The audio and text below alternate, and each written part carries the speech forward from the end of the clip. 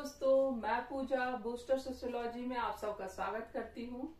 Friends, आज फिर हम लोग एक नए टॉपिक पे चर्चा करेंगे और वो हम लोग का टॉपिक है वीकर सेक्शन यानी कि कमजोर वर्ग। आप ही में से एक स्टूडेंट राहुल ये कमेंट किए थे कि मैम आप SC/ST पे लेक्चर लेके आइए, तो फिर मैं आज उसी टॉपिक पे लेके आई हूँ। देखिए, SC और ST दोनों ही चीजों को पढ़ाने में अगर मैं आधे आधे घंटे का भी लेक्चर लूं तो कम से कम मैं 4 वीडियो बनाऊंगी, फिर ये कंप्लीट होगा। क्योंकि इसमें है तो वैसे से फैक्चुअल, जो मैं चाहूं तो 10 से 15 मिनट में भी बता सकती हूँ, लेकिन अगर मैं सिर्फ फैक्ट बता दूं तो वो सारी चीजें तो आप लोग के पास अवेलेबल है ही बुक के रूप में, लेकिन कहीं ना कहीं समस्या आ रही है उसको सॉल्व करने में। तभी ये प्रश्न बना है कि हमें एक वीडियो चाहिए जहां पे हमें चीजें समझ में आ सके। तो इसलिए मैं इसको थोड़ा सा विस्तार में चीजों को पढ़ाते हुए और आप लोग को समझाऊंगी, ताकि आप लोग को अगर ये फैक्ट याद करने में दिक्कत आ रही है तो वो दिक्कत ना आए। क्योंकि फैक्ट याद करने में परेशानी तब आती है जब हमें उसके आगे पीछे की कोई जानकारी नहीं होती है, हमें उसके कारण और इतिहास के बारे में कुछ पता नहीं रहता है। तो जब हम आज इस वीकर सेक्शन पे चर्चा कर रहे हैं तो सबसे पहले हम ये जान लें कि कमजोर वर्ग किसे कहते हैं। ठीक है, कमजोर तबका किसको कहते हैं। और कोई भी समाज हो वहां पे 2 तबके पाए ही जाते हैं। एक जो है कमजोर तबका, जो एक मजबूत तबका जो कि उच्च वर्ग है, और एक कम निम्न तबका। तो हमारे यहाँ जो कमजोर वर्ग है उसमें कौन कौन से आते हैं। मैं चश्मा इसलिए हटा दी क्योंकि मुझे ऐसा लग रहा है कि मेरी आंखें ना चमक रही हो, फिर आप लोग को दिखे ना। तो हमारे यहाँ कमजोर वर्ग में अनुसूचित जाति, अनुसूचित जनजाति और महिलाएं और अल्पसंख्यक, ये लोग आते हैं। जिसमें से आज हम अनुसूचित जाति पे यानी कि ST पे, शेड्यूल कास्ट पे चर्चा करेंगे। शेड्यूल कास्ट से, SC से क्वेश्चन कैसे बनते हैं। तो यहाँ जो क्वेश्चन बनते हैं कि इन जातियों के लिए विभिन्न विद्वानों ने किन किन शब्दों का प्रयोग किया है। एक तो यहाँ से क्वेश्चन बनता है। दूसरा ये कि इन्हें हम अनुसूचित जाति सबसे पहले कब कहा गया, अनुसूचित जाति क्यों कहते हैं, इनके लिए कौन कौन से संवैधानिक प्रावधान हैं, कहाँ पे जो है कितने आरक्षण मिलते हैं, यही से क्वेश्चन बनता है। तो हम इसमें से मेन तो संवैधानिक प्रावधान ही है। तो जब हम संवैधानिक प्रावधान के बारे में ये जाने कि इन्हें जो है सरकार या संविधान ने इन्हें कुछ विशेष सुविधाएं क्यों दी हैं, संविधान में एक प्रावधान बना के इन्हें प्रिविलेज क्यों दिया गया है, इन्हें विशेष सुविधा या अधिकार क्यों दिया गया है, ये जानने से पहले मतलब ये दिया गया है, ये हम याद करने से पहले कि नहीं हम सारे अनुच्छेद याद कर लें, हम कारण जान लें कि आखिर ऐसा हुआ ही क्यों, ये विशेष सुविधाएं दी ही क्यों गई, क्या कारण थे कि इन्हें ये विशेष सुविधाएं दी गई। तो हम इस पे अगर चर्चा कर लें, इसके इतिहास को जान लें, तो हमें ये सारे जो फैक्ट्स है ना, अनुच्छेद, ये याद करना बहुत ही आसान हो जाएगा। क्योंकि आप कारण जान जाएंगे ना कि ये अनुच्छेद 17 क्यों आया, ये अनुच्छेद 19 क्यों आया, ये 25 क्यों आया। जैसे आप क्यों जान लेंगे बस याद हो गया। तो हम लोग जो है आज इसी पे चर्चा करेंगे। तो हम सबसे पहले कारण जान लेते हैं, ठीक है, कि इन्हें विशेष सुविधाएं क्यों दी गई, इन्हें अनुसूचित जाति का दर्जा क्यों दिया गया। ये सारे कारण पहले को जानने के लिए हमें थोड़े इतिहास में जाना पड़ेगा। तो हम चलिए इतिहास में चल के देखते हैं कि भारत की व्यवस्था कैसी थी। तो भारत की जो सामाजिक संरचना थी तो वो पहले वर्ण व्यवस्था पे आधारित थी। लोगों को कर्मों के हिसाब से वर्ण का निर्धारित होता था, जो जैसा कर्म करता था उसको उस वर्ण में शामिल कर लिया जाता था। लेकिन धीरे धीरे ये वर्ण व्यवस्था जो कर्म पे आधारित था, धीरे धीरे जन्म पे आधारित होने लगा और फिर जाति अपने वर्तमान अवस्था में आ गई, जैसी ये है उस रूप में जाति आ गई। शुरुआत में वर्ण में क्या था, सारे वर्णों के काम डिसाइड थे ना, कि ब्राह्मण का काम था कि वो ज्ञान दे, यज्ञ करे, हवन करे, दान दे, दान ले। क्षत्रियों का काम था कि वो रक्षा का काम करे। वैश्यों का काम था कि वो अर्थव्यवस्था का पूरा क्षेत्र देखे, कृषि करे, व्यापार करे, नए नए व्यवसाय शुरू करे। और फिर चौथे वर्ण का काम था कि उन ऊपर के सारे वर्णों की वो सेवा करे। इस तरीके से काम डिवाइड था। लेकिन इसी सेवा में कुछ काम, जब काम डिसाइड थे, तो कुछ काम ऐसे भी तो होंगे ना जो कि अपवित्र होंगे, जो अशुद्ध होंगे, तो फिर उसको भी तो कोई करेगा। तो जो उस अपवित्र कार्य को, जो उस अशुद्ध कार्य को कर रहा था, उस व्यक्ति को भी अस्पृश्य, अपवित्र और अशुद्ध घोषित कर दिया गया। अपवित्र काम में क्या क्या आता है? मानव शरीर की गंदगी, पशु शरीर की गंदगी, या फिर शव से संबंधित कोई काम किया जाए, मरे हुए पशु या फिर जीवित मतलब मरे हुए व्यक्ति, तो इनसे रिलेटेड जो काम कर रहा है तो उसको भी अपवित्र घोषित कर दिया गया, क्योंकि ये अपवित्र काम कर रहे हैं। और अब वर्ण व्यवस्था खत्म, अब तो जाति पे आधारित पहचान मिलने लगी। तो अब तो ये दूसरा काम करके अपने वर्ण को चेंज भी तो नहीं कर सकते थे। तो ये क्या हो गए ऐसे काम करने वाले? ये हो गए अस्पृश्य, मतलब जिन्हें छुआ ना जा सके। ये अछूत हो गए। और जब ये अछूत हो गए तो ये अपवित्र भी थे। पवित्र वस्तु को तो सब छुएंगे, तो यानी कि यही अस्पृश्य थे और यही अपवित्र थे। तो ये बताइए, जब कोई चीज अछूत हो जाएगी, अपवित्र हो जाएगी, तो उसपे कुछ सामाजिक निर्योग्यताएं भी तो लागू होंगी ना, क्योंकि शुद्ध वस्तु ही तो हर जगह प्रयोग होता है। अशुद्ध वस्तु को तो हर जगह लेके जा नहीं सकते हैं, मतलब जाते ही नहीं है। तो जब व्यक्ति ही अस्पृश्य और अपवित्र हो गया, तो ये भी तो किसी वस्तु की तरह अब हर जगह नहीं शामिल हो पाएगा, क्योंकि यह अस्पृश्य मतलब अछूत है, अपवित्र है। तो जब इनको अछूत और अपवित्र घोषित कर दिया गया, तो इनपे कुछ सामाजिक निर्योग्यताएं, जैसे कि सामाजिक हुआ, आर्थिक हुआ, राजनैतिक हुआ, इस तरीके की कुछ निर्योग्यताएं भी इनपे लागू कर दी गई। जैसे कि बात करें अगर धर्म की, तो ये पूजा पाठ नहीं कर सकते थे, ये जो है धार्मिक बातें सुन नहीं सकते थे, धार्मिक बातों की चर्चा नहीं कर सकते थे, किसी भी धार्मिक स्थल पे जा नहीं सकते थे। ये अगर कोई पाप इनसे हुआ है तो उसका प्रायश्चित नहीं कर सकते थे। और किसी उच्च वर्ण के व्यक्ति ने इनको अगर प्रायश्चित कराने का कोशिश किया तो वो भी नरक का भागी बनेगा, क्योंकि उसने किसी अपवित्र को पवित्र करने की कोशिश की है। प्रायश्चित का क्या मतलब होता है कि हम अपने पाप का प्रायश्चित कर रहे हैं, हम ये एक्सेप्ट कर रहे हैं कि हमने गलती किया है और हम उस दंड के लिए तैयार हैं। तो प्रायश्चित से क्या होता है कि पाप कटते हैं। तो अगर पाप कटेगा तो ये पवित्र भी तो हो सकता है, तो प्रायश्चित का अधिकार नहीं था, यानी कि किसी प्रकार की धार्मिक योग्यता थी ही नहीं। बात करें अगर हम सामाजिक की, समाज में घुल मिल नहीं सकते थे, किसी से कोई संपर्क नहीं रख सकते थे, दिन में निकल नहीं सकते थे, क्योंकि अगर ये दिन में निकलेंगे तो इनकी साया पड़ेगी और लोग अपवित्र हो जाएंगे। ये जो है सामाजिक रूप से पूरी तरीके से बहिष्कृत थे। इनका जो घर भी था वो निवास स्थल से, जहाँ पे सब लोग रह रहे हैं, उनसे बहुत दूर अकेले एक जगह पे रहते थे, क्योंकि इनकी छाया भी नहीं पड़नी चाहिए, ये अपवित्र हैं। तो फिर ये दूर रहेंगे तभी तो बाकी लोग पवित्र रह पाएंगे। तो ये था। फिर शिक्षा की बात करें तो जब कोई समाज में शामिल ही नहीं हो सकता है तो फिर शिक्षा की तो बात ही नहीं उठ सकती है, शिक्षा की तो निर्योग्यता रहेगी ही रहेगी। राजनीतिक भी कोई अधिकार नहीं रहेगा, जब आप समाज में सक्रिय ही नहीं है तो फिर कैसी राजनीतिक, तो फिर वहां पे भी कोई अधिकार नहीं था। समाज में रहते कैसे थे? तो ये जो है जितने भी वो क्या कहते हैं यजमान थे, जो कि कहार, जाति, नाई, ये सब भी इनकी कोई सेवा नहीं करते थे, क्योंकि ये अपवित्र थे।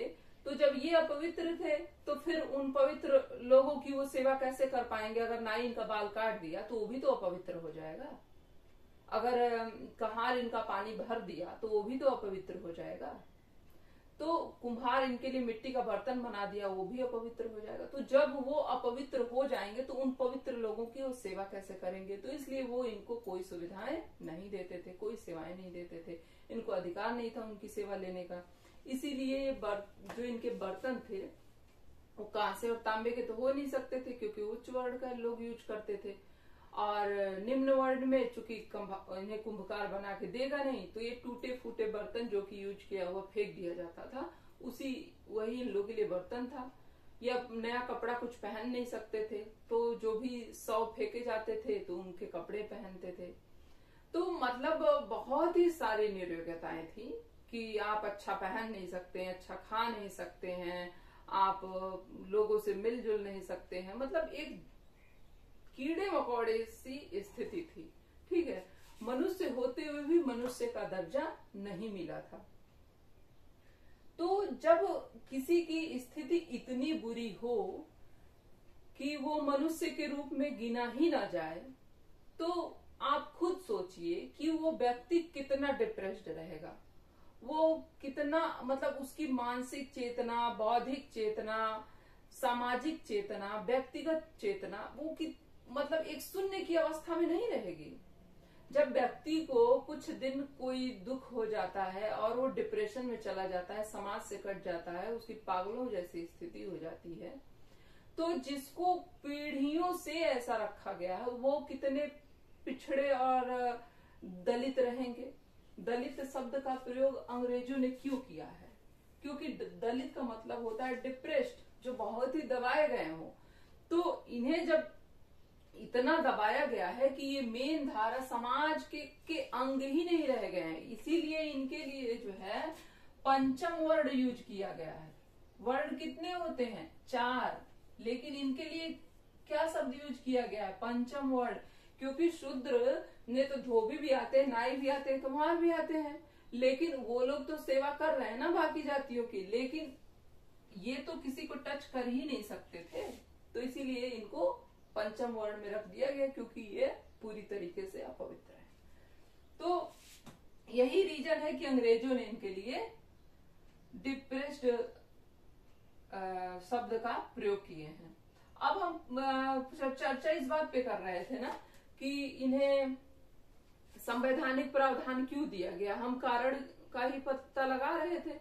तो अब हमें ये तो समझ में आ गया कि मनुष्य होते हुए भी इन्हें मनुष्य का दर्जा नहीं मिला था, ये एक शून्य की अवस्था में थे, समाज में रहते हुए भी समाज में नहीं थे। तो ये बताइए, जब भारत स्वतंत्र हो गया और हम एक गणतांत्रिक देश में रहते हैं, हमारा देश गणतंत्र है, लोकतंत्र है और हमारे पास अपना संविधान है, तो फिर ये तो भारत सरकार की जिम्मेदारी बनती है ना कि जो पीछे रह गए हैं, जो मुख्य धारा में नहीं हैं, उनका हाथ पकड़ के, उनकी उंगली पकड़ के उनको मुख्य धारा में लाया जाए। जो अधिकार सबको दिए गए हैं, जो अधिकार बाकी लोगों को है, वो अधिकार उनको भी दिया जाए। सब समान रूप से जो है भारत के वासी, भारत के नागरिक बने। जो अधिकार एक ब्राह्मण को है वही अधिकार एक शूद्र को भी दिया जाए, एक अस्पृश्य को भी दिया जाए। ये तो लोकतंत्र की जिम्मेदारी है ना। तो जब ये लोकतंत्र की जिम्मेदारी बनती है तो हमारे संविधान में इस चीज का प्रावधान भी किया गया। इस जिम्मेदारी को समझते हुए कुछ प्रावधान भी लाए गए, जहां से इनको धीरे धीरे अधिकार मिलने लगे।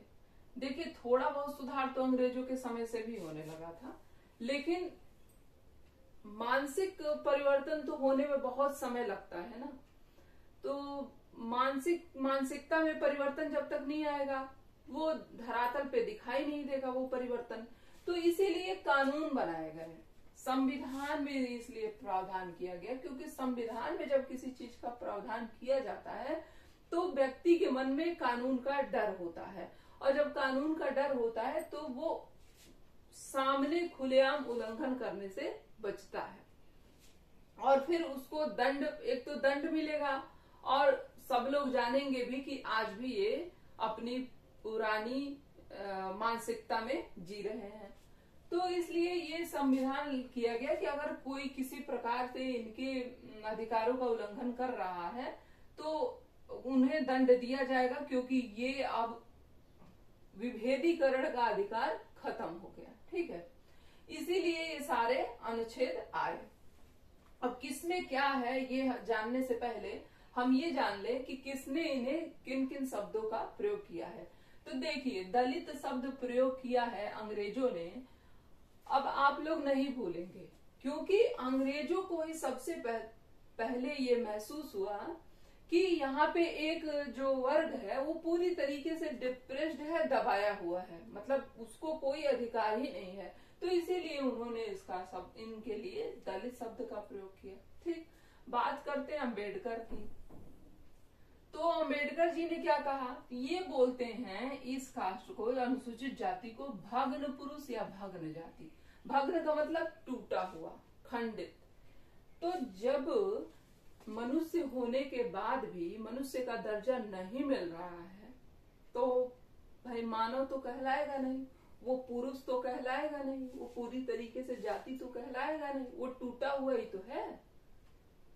जो पूर्ण है उसको तो पुरुष कहेंगे, जो उसको जाति कहेंगे, उसको तो वो सारे अधिकार भी मिलेंगे जो सबको मिला हुआ है। लेकिन जब इन्हें नहीं मिल रहा है तो ये शब्द एक कटाक्ष है, भग्न पुरुष या जाति। ठीक है, तो ये अम्बेडकर की जो है व्यथा है, और आप इस शब्द को ऐसे याद कर सकते हैं कि एक तरीके से ये व्यंग के रूप में आप ले सकते हैं कि इन्होंने भग्न पुरुष या जाति कहा है। ये भी आप याद कर सकते हैं अम्बेडकर जी से जोड़ के। गांधी जी ने इनके लिए प्रयोग किया हरिजन। हरिजन शब्द, हरिजन का क्या मतलब हुआ, इनका ये कहना था कि जिस तरीके से यहाँ के जितने भी लोग हैं वो सब ईश्वर की ही संतान है, ठीक उसी प्रकार से ये लोग भी हरि के ही जन हैं, हरि के ही लोग हैं, ये भी ईश्वर के ही अंश हैं, ईश्वर के, ये लोग भी ईश्वर के ही संतान हैं। ठीक है, ये बात गांधी जी ने कहा। हट्टन ने बहिष्कृत शब्द का प्रयोग किया। क्यों? क्योंकि आप देख रहे हैं ना कि किस तरीके से समाज से बाहर कर दिया गया है, समाज से बिल्कुल अलग थलग कर दिया गया है। तो जिसको बाहर निकाल दिया गया है उसको बहिष्कृत ही तो कहेंगे। ठीक, तो इसीलिए हट्टन ने इन्हें बहिष्कृत जाति शब्द प्रयोग किया था इनके लिए। ठीक, अब हम यहां से तो क्वेश्चन बनता ही है, और अगर आपको दिख रहा है तो ये है, देखिए साइमन कमीशन शब्द, सबसे पहले अनुसूचित जाति, सबसे पहले अनुसूचित जाति शब्द का प्रयोग किसने किया, तो साइमन कमीशन ने किया 1927 में। ये क्वेश्चन बनता है। ठीक है, और उसके बाद से इसे जैसे साइमन कमीशन जब आया था ना इंडिया में, तो वो यही देखने आया था कि यहाँ पे प्रशासन कैसे चलाया जाए। तो जब वो आया था तो पूरा एक लिखित ब्यौरा तैयार किया, और उसी लिखित ब्यौरे को जो है बाद में 1935 के अधिनियम में सूचीबद्ध किया गया था। तो चूंकि ये साइमन कमीशन ही तैयार किया था, उस कमीशन में जितने भी लोग थे, तो उन्होंने जब तैयार किया था बाद में उसको एक अधिनियम के रूप में सूचीबद्ध किया गया, तो वहीं से अनुसूचित जाति शब्द आ गया, क्योंकि इनके लिए एक अलग से सूची बनाई गई, और उस सूची में एक अलग से अनुसूची बनी, मतलब लिस्ट। तो एक अलग से जो अनुसूची बनी उसमें इनका नाम दर्ज किया गया, तो इसीलिए ये अनुसूचित जाति कहे जाने लगे। ठीक है, तभी से ये चूंकि एक अनुसूची से बिलोंग करते हैं तो अनुसूचित जाति कहे जाने लगे। तो ये यहाँ तक आप लोग का हो गया कि पहली बार जो है संविधान में कब प्रयोग हुआ था, किस अधिनियम में, तो 1935 के अधिनियम में। ठीक है, ये वहीं से चीजें उठा के वर्तमान संविधान में डाली गई। सबसे पहली बार प्रयोग किसने किया, साइमन कमीशन ने। अधिनियम के रूप में कब सूचीबद्ध हुआ, 1935 में। दलित जाति शब्द किसने प्रयोग किया, अंग्रेजों ने। भग्न पुरुष और या जाति किसने कहा, अम्बेडकर जी ने। हरिजन किसने कहा, गांधी जी ने। बहिष्कृत किसने कहा, हट्टन ने। यहाँ तक हो गया, यहाँ से क्वेश्चन बनते हैं। अब देखिए जनसंख्या से क्वेश्चन पूछा जाता है, तो आप बताएंगे कि 20 करोड़ से ज्यादा की इनकी जनसंख्या वर्तमान में है। और प्रतिशत की बात करें तो प्रतिशत में सर्वाधिक कहाँ है, तो सबसे ज्यादा पंजाब में, उसके बाद से हिमाचल प्रदेश में, उसके बाद से तीसरे नंबर पे पश्चिम बंगाल में। अगर आप लोग नोट डाउन कर सकते हैं तो ये लिख लीजिए, ठीक है, कि परसेंटेज में सबसे पहले पंजाब, फिर हिमाचल, फिर पश्चिम बंगाल, ठीक है। जनसंख्या में 20 करोड़ से ज्यादा। और संख्या की बात करें कि सबसे ज्यादा संख्या में कहाँ है, तो यूपी में, ठीक है, सबसे ज्यादा जनसंख्या कहाँ है, यूपी की है।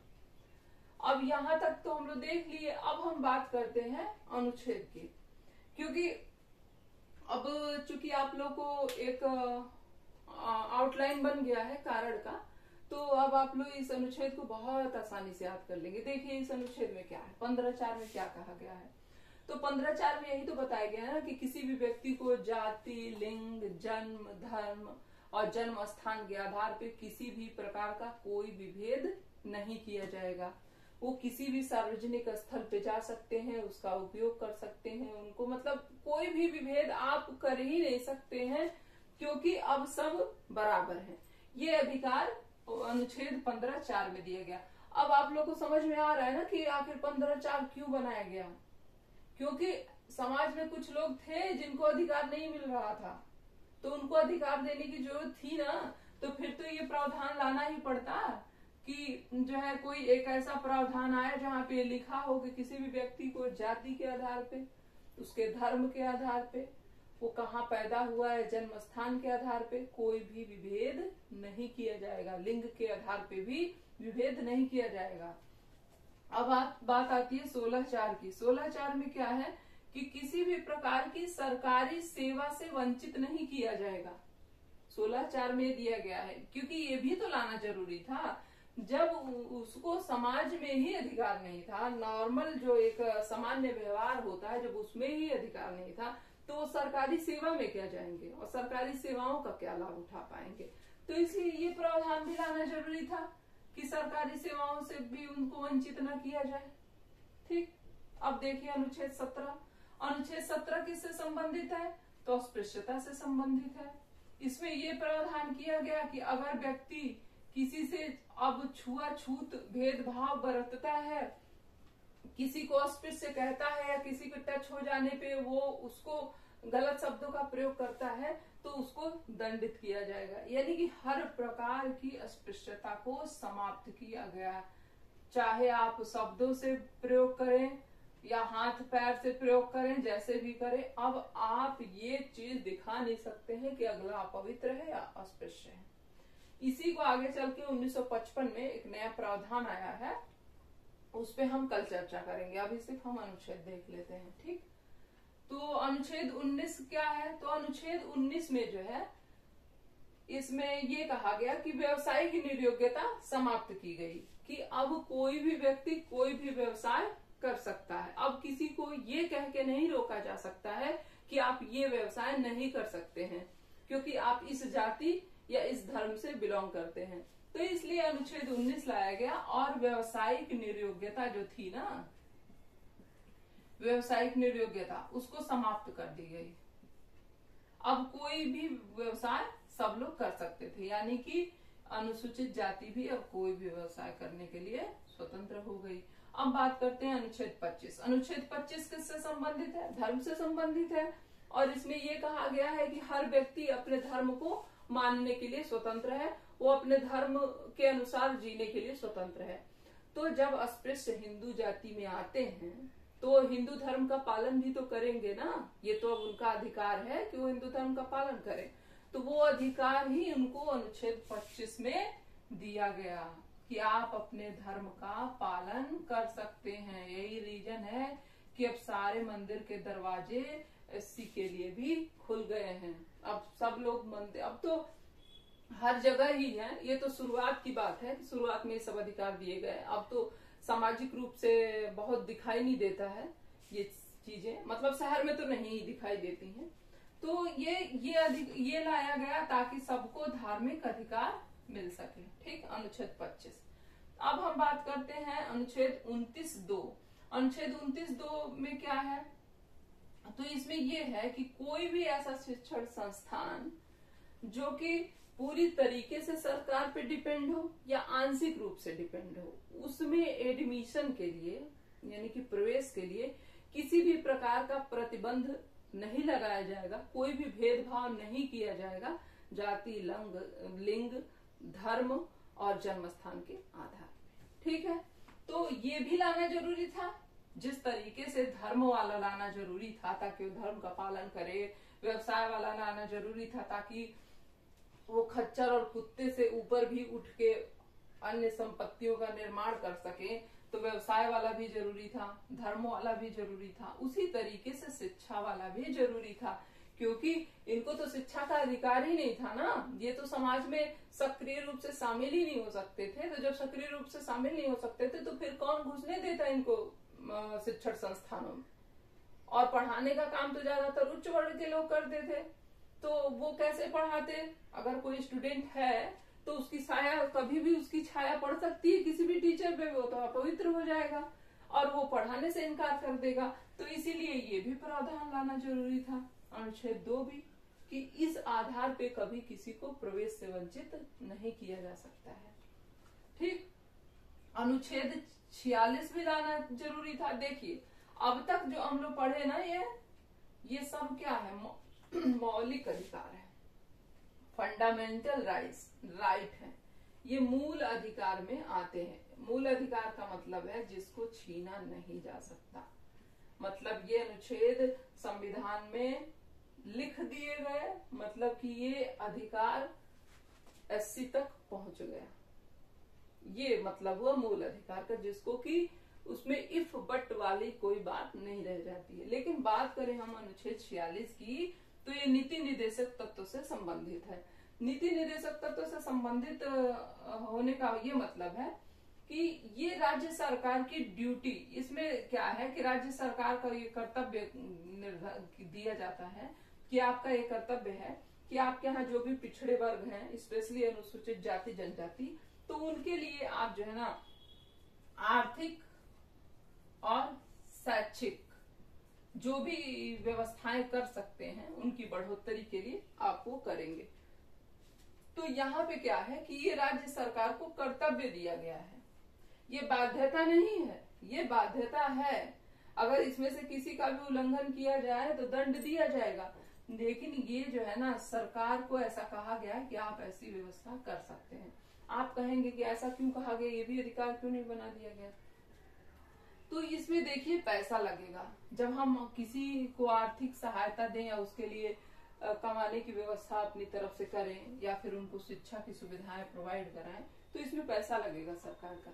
और जब भारत स्वतंत्र हुआ था तो उस समय इतना आर्थिक रूप से सक्षम नहीं था कि किसी भी राज्य पे मतलब ये थोप दिया जाए कि आप इतना पैसा खर्च करिए। पैसे ही नहीं तो खर्च कहाँ से करेंगे?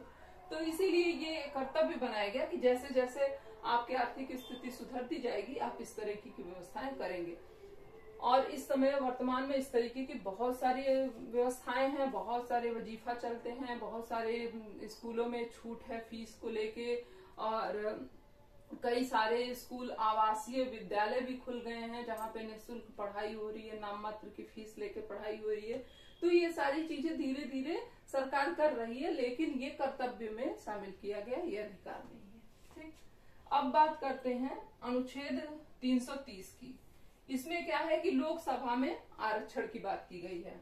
तो देखिए 330 भी लाना तो जरूरी था, राजनीतिक अधिकार भी तो नहीं था इनके पास, तो राजनीतिक अधिकार नहीं था। और ये पूरी जनसंख्या में 16.6% है, पूरे भारत की जो जनसंख्या है उसमें इतना परसेंट ये हिस्सेदारी रखते हैं। तो फिर लोकसभा में जो कि एक राजनीतिक स्थल है, वहां पे लोक प्रतिनिधि पहुंचते हैं, तो इनको भी तो अधिकार है कि अपने समाज की प्रतिनिधित्व करें। तो जब इनके पास ये अधिकार है तो फिर इनको किसी अनुच्छेद के तहत डाला भी तो जाएगा। तो इसीलिए अनुच्छेद 330 दिया गया और उसमें कुछ सीटें इसमें रिजर्व कर दी गई। देखिए अभी मैं ये लोकसभा विधानसभा की सीटें भी बताने लगूं ना तो फैक्ट ज्यादा हो जाएगा। अभी मैं जो अगला लेक्चर आएगा उसमें बहुत सारी चीजें लेके फिर से आऊंगी। अब बात करते हैं 332 में विधानसभा है। देखिए आप लोगों को याद करने में दिक्कत होती है ना, कि ये लोकसभा में है कि विधानसभा में। तो लोकसभा में जनसंख्या कम होती है, किसकी अपेक्षा? विधानसभा की अपेक्षा।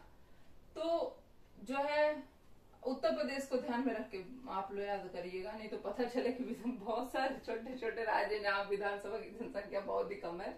तो आप इसको उत्तर प्रदेश से याद करके रखिए कि विधानसभा में ना सीटें ज्यादा हैं, ठीक है, और लोकसभा में कम है। तो लोकसभा 330 रहेगा, विधानसभा 332 हो जाएगा, ठीक। और फिर 334 की बात करते हैं।